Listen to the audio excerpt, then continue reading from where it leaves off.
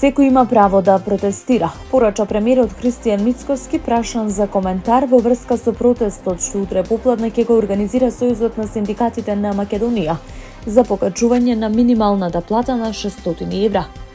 Премиерот посочи дека минималната плата законски се зголемува во март. Во согласно со законот, минималната плата ќе се зголеми во март, односно платите што ќе ги добијат работниците во април, за март ќе бидат зголемени. Рековме дека ќе го поддржиме секое решение што синдикатите ќе го постигнат со работодавците во дипартитен диалог. Истакна Мицкоски одговарајќи на новинарски прашања при работна посета на општина Газибаба.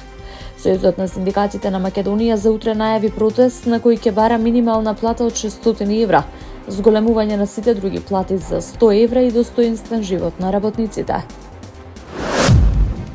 Просечната нето плата во здравството според податоците на Државниот завод за статистика во 2025 година изнесува 50.327 денари. Просечната плата на медицинските сестри со средно образование 31.934 денари. Најниската плата во здравството е 21.158 денари. Овие податоци денеска ги соопшти Фондот за здравствено осигурување. Оттаму истакнуваа дека платите во здравството не растат само номинално, туку и реално, и дека во март е планирано ново покачување.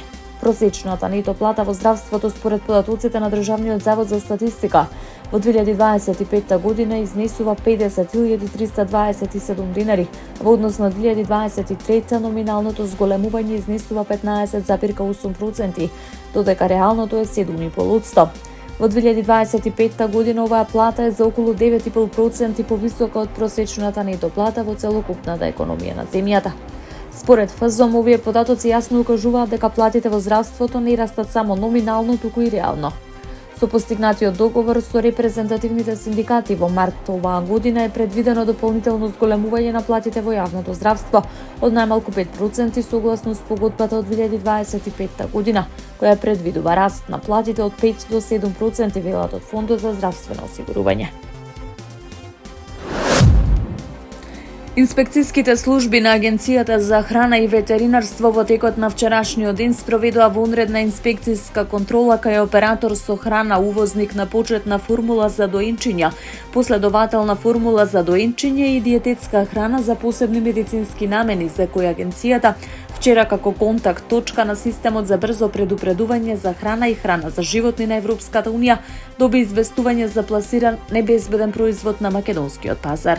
Станува збор за производот Аптамил AR2 во вкупна количина од 912 парчиња со потекло од Ирска, кај кој е утврдено присуство на цереулит. Со контролата утврдено е дека целокупната увезена количина е дистрибуирана на пазарот во Македонија, односно производот не е пронајден во магазините на увозникот и дека, како што и самиот оператор ја известил агенцијата и јавноста, веќе се врши итно повлекување на дистрибуираните количини од овој производ од пазарот. Апелираме до потрошувачите кои го имаат купено производот со наведениот лот и рок на употреба, истиот да не го употребуваат или да го вратат на местото каде што го купиле, велат од Агенцијата за храна и ветеринарство. Најмалку 30 лица го загубија животот во голема зимска бура што ги зафати Соединетите Американски држави, од кои 7 лица загинаа во авионска несреќа во неделата вечерта.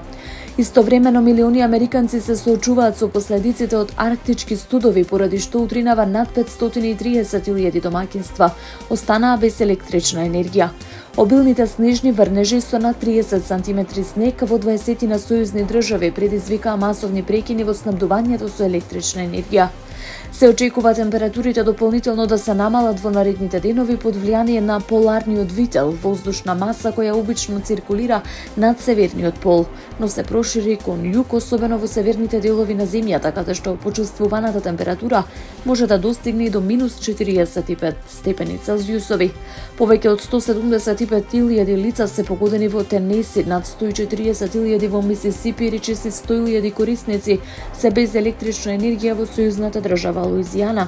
Според локалните медиуми, проблемите со снабдувањето со електрична енергија може да траат и во наредните денови.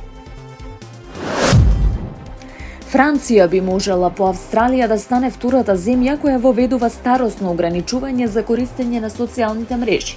Националното собрание гласаше за соодветен закон. Француското национално собрание донесе одлука за забрана на социјалните мрежи за деца и млади под 15 години. Претениците во Националното собрание со големо мнозинство, 130 гласови за и 21 против, усвоија законски предлог. Забраната за социјалните мрежи е еден од клучните проекти на претседателот Емануел Макрон.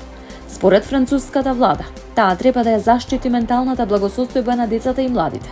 Меѓу ризиците од социјалните мрежи, според извештајот на Националната здравствена агенција, се вбројуваат сајбер насилство, постојано споредување со други или со нереални идоли, како и изложеност на брутални содржини.